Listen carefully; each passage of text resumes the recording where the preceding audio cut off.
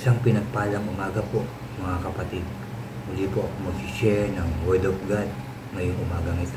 Pero unahin po natin ang manalangin. Magsiyo po tayo. Yes, O God, aming Diyos na makapangyarihan sa lahat, muli ka namin pinupuri, pinasasalamatan, sinasamba ka namin. Ama, salamat dahil pinahintulot mo na naman po na makarinig kami, makapagbasa, makapag-aral ng iyong salita. Muli mo po kaming samahan, turuan, gabayan, sa iyong aming puso at isipan, Lord, para lubusan namin maintindihan ang iyong sasabihin ngayong umagang ito. Samahan mo rin po ako, turuan, gabayan, Lord, para lahat ng aking sasabihin ay galing lamang po sa iyong salita. Salamat po, Lord, kiniklaim namin. Tagumpay na naman ang aming gawain ito dahil kasama ka namin. Salamat po. Muli, pinupuri ka namin, pinasasalamatan, sinasamba ka namin. Sa tanging pangalan ng aming Panginoong Hesus na aming tagapagligtas, lahat tayo ay magsabi ng Amen and Amen. At ito po ang aking channel.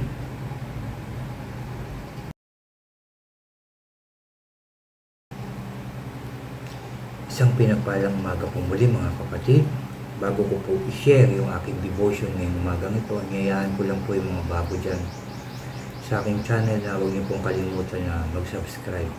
Paki-like and share niyo po ang aking mga videos at paki-click din po ang notification bell para lagi po kayong updated sa mga bago at iba ko pang i-upload. Salamat mga kapatid, salamat. Ang aking i-share ay dito po sa Philippians chapter 4 o Philippians chapter 4 verse 4 hanggang 7. Chapter 4 verse 4 hanggang verse 7 po. Pakinggan po natin ang salita ng Diyos. Verse 4: Maggalak kayong lagi sa Panginoon. Inuulit ko, maggalak kayo. Ipadama ninyo sa lahat ang inyong kabutihang loob. Malapit nang dumating ang Panginoon. Huwag kayong mabalisa tungkol sa anumang bagay. Sa halip, hingin ninyo sa Diyos ang lahat ng inyong kailangan sa pamamagitan ng panalangin may pasasalamat.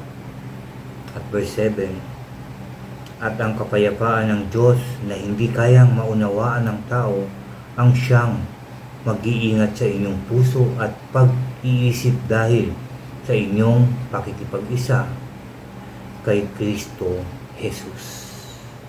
Salamat sa salita ng ating Diyos. Unang-una kagad na sinabi ni Apostol Paul na tayo ay magalak. Tayong lahat. Magalak, at inulit pa niya. Inuulit ko, sabi niya, magalak kayo. Magalak kayong lahat sa Panginoon. Inuulit ko, magalak kayo. Dahil tayong mga tumanggap sa Panginoong Hesus, tinanggap na natin ang kapatawaran, ang kaligtasan nang tanggapin natin ang ating Panginoong Hesus. So dapat magalak na tayo. Habang tayo siyempre ay galak na galak, kakalimutan na natin yung mga mali, pangit na nagawa natin noon. Kakalimutan na natin yung paggawa ng kasalanan. Kaya dapat na tayong magalak.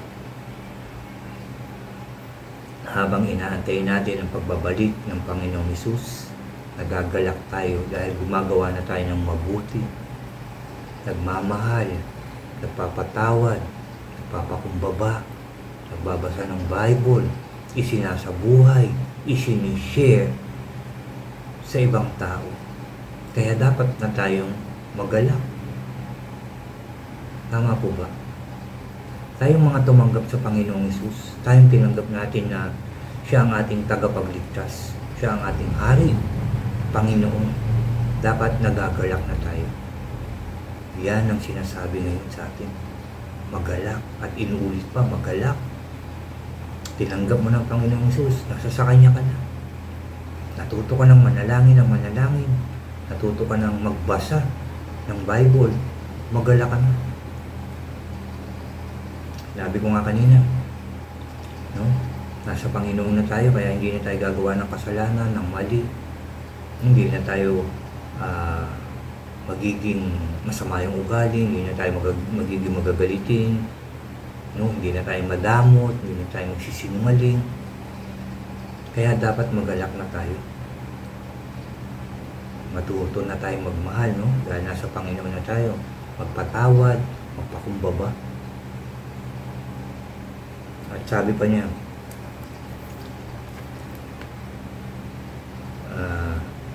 sabi sa verse 5, ipadama ninyo sa lahat ang inyong kabutihang loob. Ipadama. Dahil nasa Panginoon na tayo, binago na tayo, nilinis ng ating Panginoong Hesus. So maganda na, no? Sabi dito, mabuti na ang ating kalooban. Maganda, malinis, at ipapadama natin ito sa ating kapwa. No, yung ginawang pagbabago sa atin, yung paglilinis sa atin, pakita natin sa ibang tao, sa lahat ng tao, na tayo tunay na binago na ng ating Panginoong Hesus. Yan ang tinuturo sa atin ngayon. Maging mabuting tao, yung kabutihang loob na lagi ang ipapakita.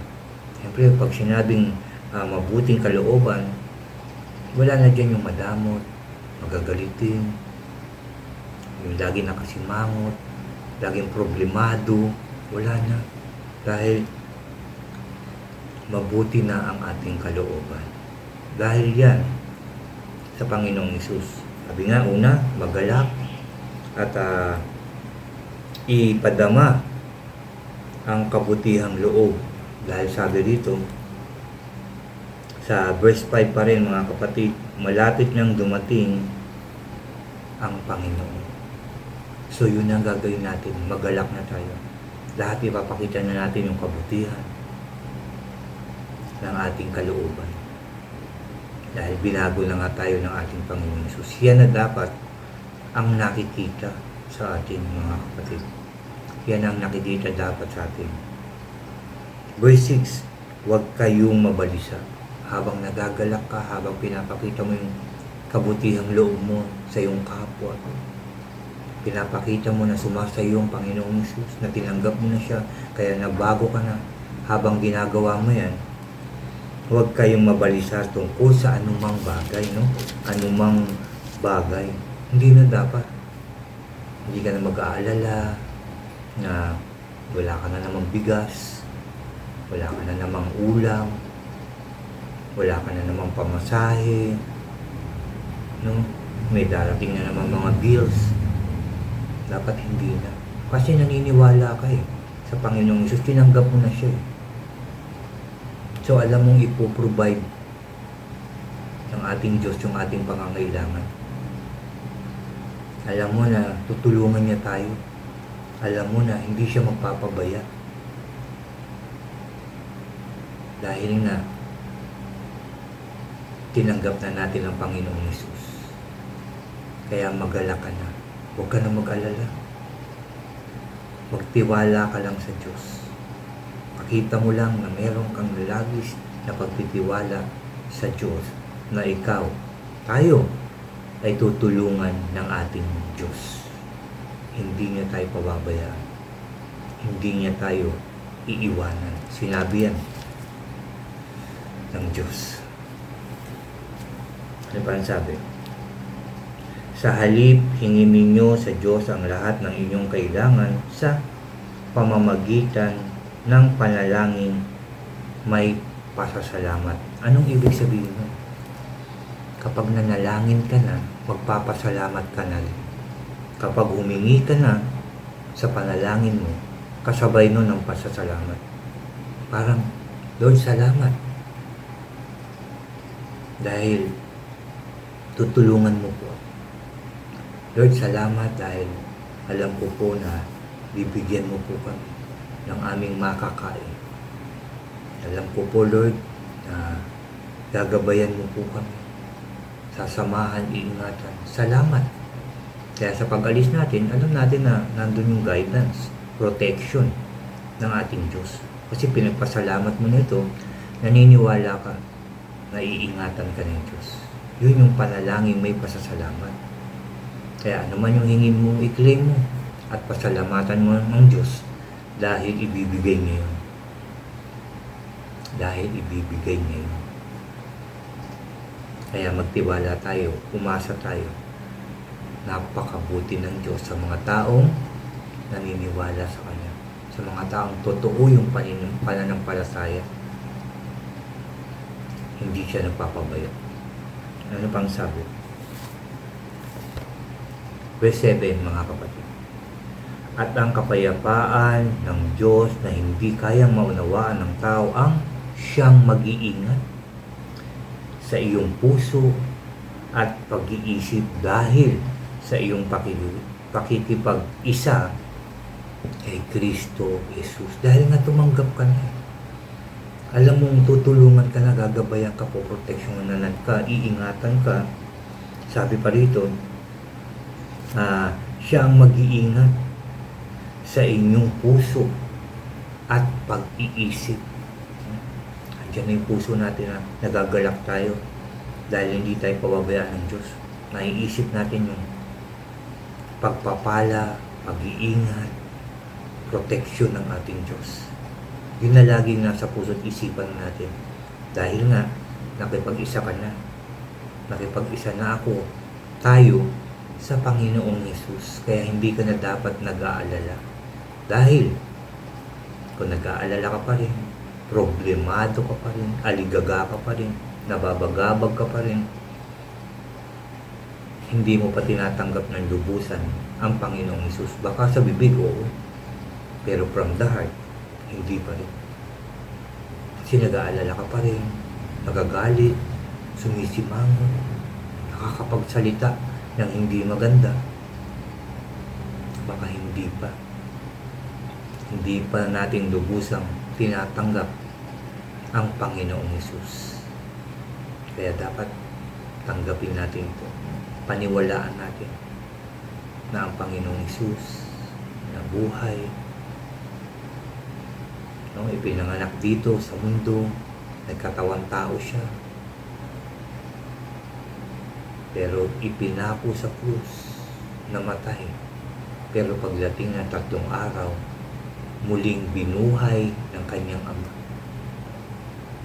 Pagdating ng 3 araw, saktong 3 araw, binuhay muli ang ating Panginoong Hesus para sa iyo, para sa akin, at para sa ating lahat. Sa muli niyang pagkabuhay, nabayaran niya na lahat ng ating mga kasalanan. Tinubos niya tayo. Kaya maayos na yung ating buhay. Dapat tunay na binago na tayo.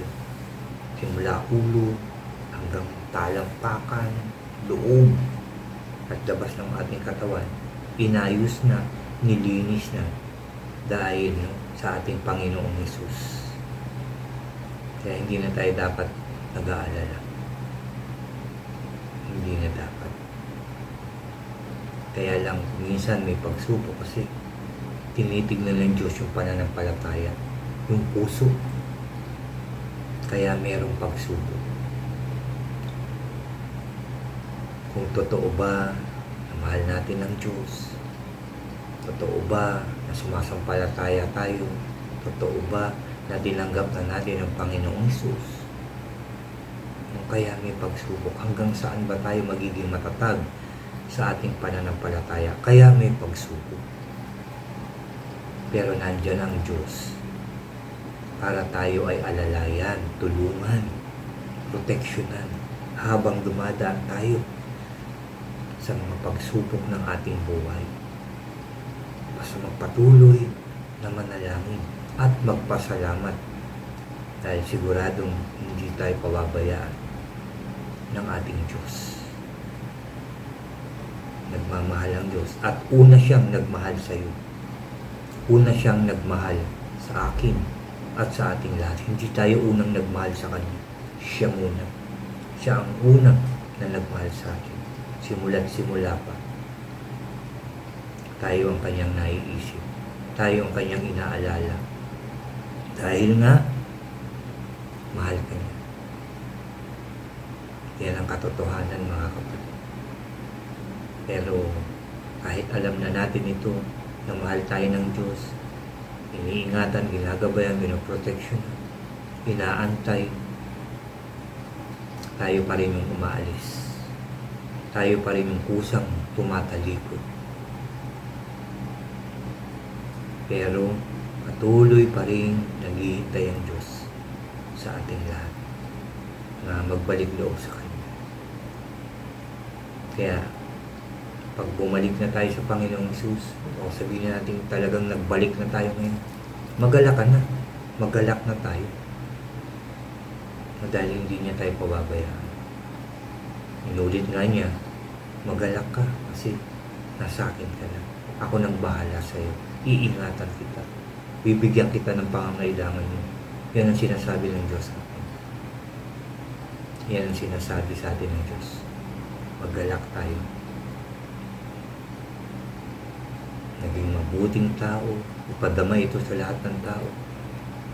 Kasi babalik na ang ating Panginoong Hesus. At kailangan madatnan niya tayo na sinusunod natin ang Kanyang mga utos. Sinusunod natin ang salita ng Diyos para pagbalik niya rito, lubusan ang ating kagalakan. Yan po yung aking sharing ngayong umagang ito, mga kapatid. Ulitin ko lang, Filipos chapter 4 verse 4 hanggang 7. Balikan niyo po ito mamaya pagkatapos natin. Basahin niyo ulit. Napakaganda na sinasabi sa atin ng Diyos. Magalak ka, kaibigan. Magalak ka, kapatid. Magalak tayo lahat. Muli tayong mananalangin. Ipagpapasalamat natin ito sa Diyos.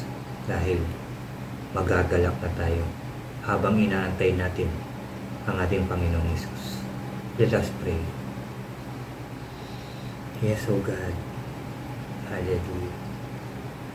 Hallelujah. Yes, O God. Ama sa langit, muli kaming nagpapasalamat sa iyong salita na aming napakinggan, nabasa at napag-aralan ngayon. Lord God, I pray na patuloy na kaming magalak simula sa mga oras na ito. Magalak na kami dahil tinanggap na namin ang Panginoong Hesus. Magalak kami dahil ang pag-iingat mo nasa amin palagi. Magalak kami dahil hindi mo kami pababayaan, hindi mo kami iiwanan. Magalak kami dahil ang tagumpay namin ay sunod-sunod. Salamat po. Salamat po, O Diyos. Salamat. Salamat sa inyong pagmamahal sa amin. Dahil ang bawat tao ay palagi mong kinakausap sa pamamagitan ng iyong salita, O God. Sa pamamagitan ng mga taong ginamit mo para maghayag ng iyong salita. Salamat. I pray na lahat ng aming nababasa, napapakinggan ay maisabuhay namin sa pangalan ng Panginoong Hesus. At ito din ay ma-share namin sa aming mga mahal sa buhay at sa ibang tao. Bigyan mo po kami ng kasipagan, kalakasan ng loob, wisdom, knowledge, and understanding para sa aming paghahayag ng iyong salita. Salamat. Salamat. Lord God, I pray na pagpalain mo lahat ng nakinig ng iyong salita ngayong umaga nito.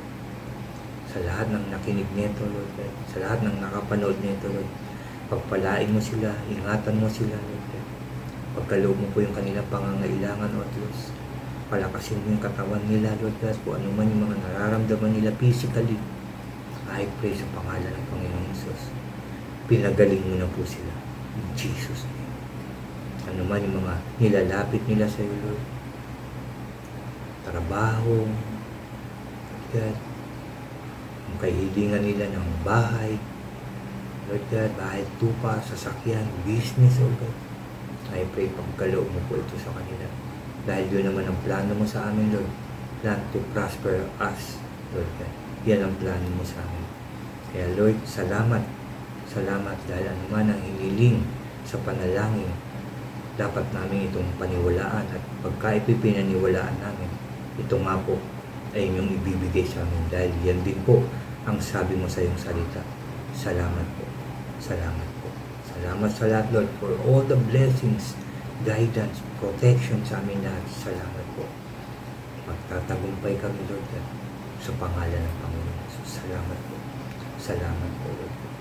Salamat po. Naniniwala ako ngayong umagang ito, may gagawin ka sa aming buhay. May gagawin kang maganda. May gagawin kang himala sa aming buhay. Sa pangalan ng Panginoon Jesus. Salamat po. Kiniklaim namin yan, Lord. Kiniklaim namin. Salamat po. Salamat. Lord, pinupuri ka namin. Pinasasalamatan. Sinasamba ka namin sa tanging pangalan ng aming Panginoong Jesus na aming tagapagligtas. At sa pakitipisan ng banal na Espiritu, lahat tayo ay magsabi ng Amen. Amen. And Amen po. Amen. Amen. Narinig ng Diyos ang ating panalangin. Antayin nyo. Ibibigay yan ng Diyos sa inyo. Lahat ng inyong hiniling, lahat ng inyong nilapit, ipagkakalob yan ng ating Diyos. God bless po sa inyong lahat. At God bless po sa ating lahat.